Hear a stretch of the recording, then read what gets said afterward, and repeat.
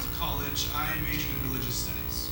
I focused on Christian history, so I was 19 years old, taking my first steps into a foray of higher criticism. I think all of us here know that feeling of first stepping into that world and learning all these new, liberal, secular, scholarly ideas about what the Bible really means. And it kind of blew my mind. So, as some of you might know, my father's an Episcopal priest, and when I went to college and started into that world, one of the first things that I just loved to do was sit back with my dad and debate. We'd sit at our couch for hours and hours and endlessly debate, and I'd push and push with my liberal, scholarly perspective, and he'd push back with his more traditional Episcopal perspective.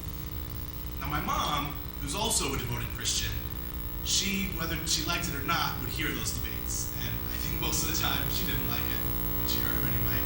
She never jumped in, never gave her input, but I think she always took in what we were saying. So when I graduated college, I went to my parents and I said, I want to go to seminary. And what my mom said to me, it took me aback, and I'll never forget it. She looked at me and she said, "Why? You're not a Christian." And all I could do was say, "Well, Mom, I think you and I have pretty different ideas about what it means to be a Christian." So what I want to say about this Amos text, it might fall into that category. And there are some people, like my mom, who might listen to this and say, "That's just not Christian." But I think that's okay.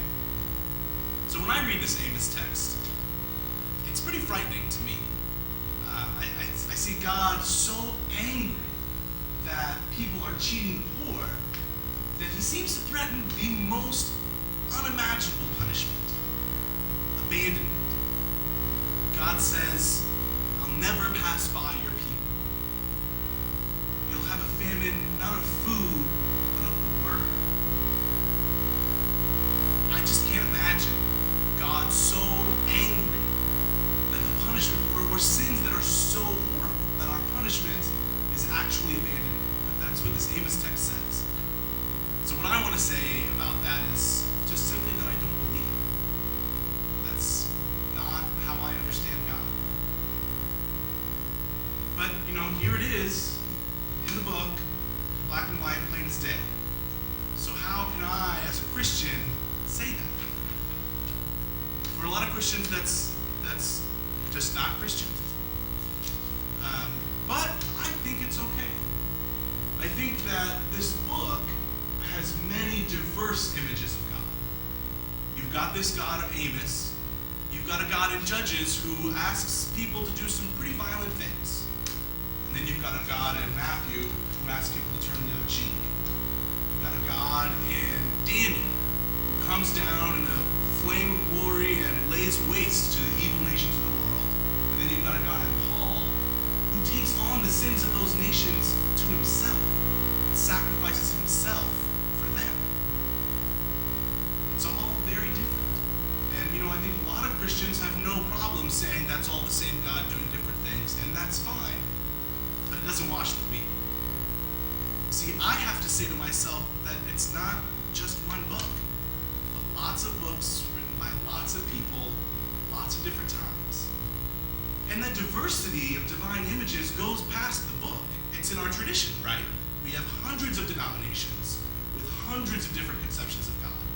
And my conception of God is going to be different than each and every one of yours. And I think that's okay.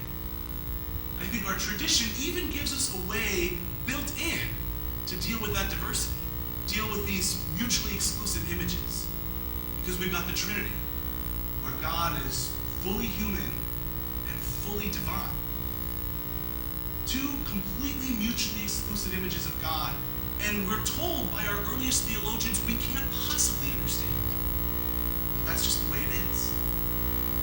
So I think we have all of these diverse images, and we can't fit them all together. But we can live with that diversity. And I want to take this a step further. And this is where I think a lot of people, in some churches this will get me run out. In some churches it'll prevent me from ever stepping foot in the doorway. But I think we can even go past our own tradition.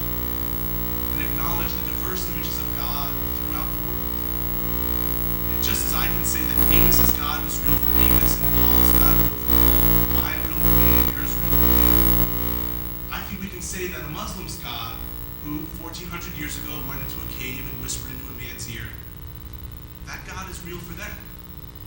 And a Hindu God, who is expressed in thousands of different forms and is incarnated on earth over and over again, that God, those gods, are real for them.